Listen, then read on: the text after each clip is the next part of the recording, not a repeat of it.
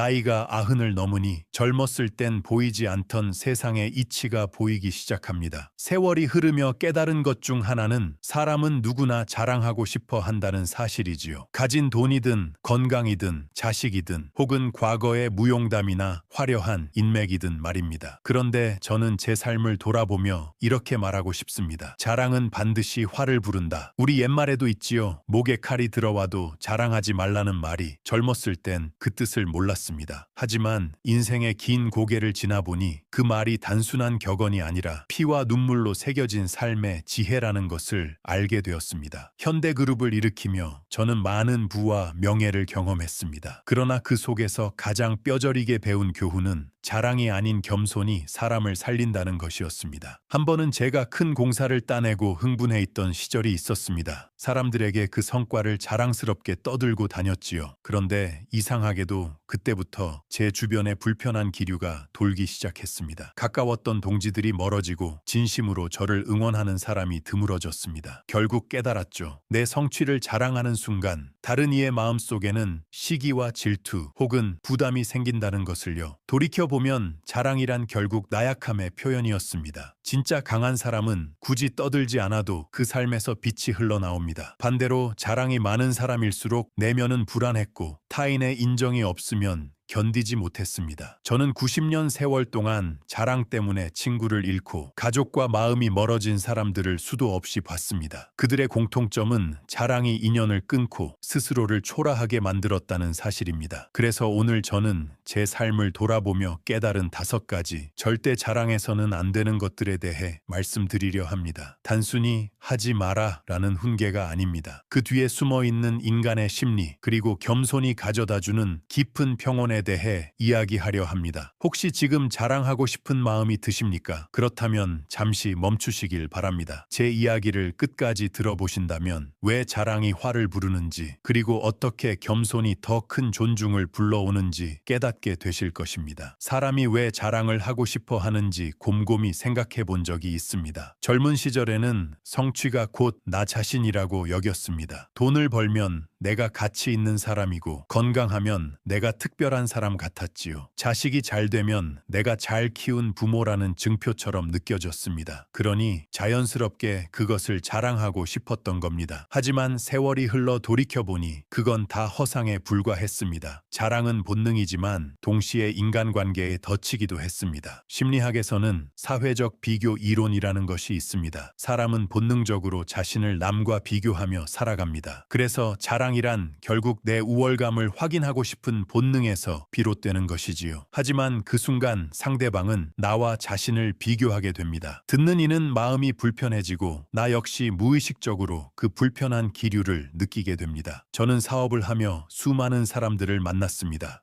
그중 겸손하게 말하는 사람은 시간이 지나도 존경을 받았지만 늘 자신을 과시하는 사람은 어느새 주변이 텅 비어 있었습니다. 자랑은 짧은 순간 달콤해 보이지만 결국 고립을 가져옵니다. 정주영으로 살아온 제 인생에서 저는 수없이 많은 벽에 부딪혔습니다. 그럴 때마다 시련은 있어도 실패는 없다라고 제 스스로 다짐했습니다. 그런데 그 다짐 속에는 중요한 전제가 하나 숨어 있습니다. 자랑은 시련을 이겨내는데 아무런 도움이 되지 않는다는 사실입니다. 오히려 자랑이 많을수록 시련 앞에서 쉽게 무너졌습니다. 남들에게 떠벌렸던 말이 발목을 잡고 과시했던 순간들이 부끄러운 굴레가 되어 나를 짓눌렀지요. 젊었을 때는 몰랐습니다. 자랑이 내 존재를 빛나게 한다고 믿었으니까요. 하지만 90해를 살아보니 이제는 분명히 말할 수 있습니다. 자랑은 나를 빛나게 하는 것이 아니라 내 불안을 감추려는 가면일 뿐입니다. 진정한 강함은 조용히 흘러갑니다. 물이 소리 없이 바위를 깎듯 겸손한 사람의 삶은 티 내지 않아도 세월이 증명합니다. 오늘 제가 전하고 싶은 이야기는 단순히 자랑하지 말라는 훈계가 아닙니다. 자랑의 본질을 이해하고 그 덫에서 벗어나야 인생의 후반부가 편안해진다는 겁니다. 이제부터는 그 구체적인 5가지를 하나씩 말씀드리겠습니다. 돈, 건강, 자식, 젊은 시절의 무용담, 그리고 인맥. 이 5가지는 자랑하는 순간 반드시 대가를 치르게 됩니다. 그리고 그 대가는 생각보다 무겁습니다. 돈은 참 묘한 성질을 가지고 있습니다. 많이 가지면 마음이 든든해지고 부족하면 불안해지지요. 그런데 더 무서운 건 돈 이야기를 꺼내는 순간 인간관계의 판이 달라진다는 겁니다. 저는 평생 평생 사업을 하며 수많은 돈을 굴려봤습니다. 큰 돈이 들어올 때마다 가슴이 벅찼고 젊었을 땐 그 기쁨을 주체하지 못하고 사람들에게 떠들고 다니기도 했습니다. 그런데 시간이 흐를수록 깨달았습니다. 돈을 자랑하는 순간 오히려 돈보다 더 소중한 사람들을 잃게 된다는 사실을요. 제 지인 중 한 명은 친구에게 사업 자금을 빌려주었다가 그 인연이 30년 넘게 끊겼습니다. 돈을 빌려달라는 부탁을 거절하면 원망을 사고 빌려줘도 돌려받지 못하는 경우가 허다합니다. 결국 돈은 남을 돕고 싶다는 선의조차도 무겁게 만들어버립니다. 저 역시 60대 시절 목돈을 모으고 괜스레 주변에 알렸다가 연락도 없던 사람들이 하나둘 찾아왔습니다. 처음에는 반가웠지만 시간이 지나니 알겠더군요. 그들은 제 사람됨이 아니라 제 지갑에 관심이 있었던 겁니다. 정주영으로 살아온 제 삶에서 돈은 단순한 숫자가 아니었습니다. 돈은 늘 저를 시험하는 거울이었습니다. 돈이 생겼을 때 그것을 자랑하는 사람은 결국 그 돈의 노예가 됩니다. 반대로 돈을 도구로 쓰는 사람은 돈의 주인이 되지요. 저는 돈을 벌 때마다 늘 제 자신에게 물었습니다. 이 돈이 나를 더 가볍게 하는가? 아니면 더 무겁게 하는가? 만약 무겁게 한다면 그건 이미 돈이 아니라 짐이었습니다. 돈 자랑은 또한 보이지 않는 칼날을 품고 있습니다. 아무리 친한 친구도 속으로는 질투와 시샘을 품을 수 있습니다. 사람 마음이란 것이 그렇습니다. 진심으로 내 행복을 기뻐해주는 사람은 많지 않습니다. 복권 당첨으로 큰 돈을 얻은 친구가 있었습니다. 그는 기쁨을 감추지 못하고 여기저기 떠들고 다녔지요. 그러나 몇 달이 지나자 그를 둘러싸던 친구들이 하나둘 사라졌습니다. 그들의 눈에는 더 이상 친구가 아니라 다른 세계 사람이 되어버린 겁니다. 돈이 많다고 자랑하는 순간 관계는 돈의 무게에 눌려버립니다. 진짜 친구가 사라지고 얄팍한 이해관계만 남습니다. 결국 돈은 남에게 보일 때가 아니라 조용히 나와 내 가족 그리고 필요할 때 사회를 위해 쓰일 때 가장 빛납니다. 그러니 돈을 자랑하는 대신 지갑을 닫고 마음을 열어야 합니다. 그게 돈과 사람을 함께 지키는 길입니다.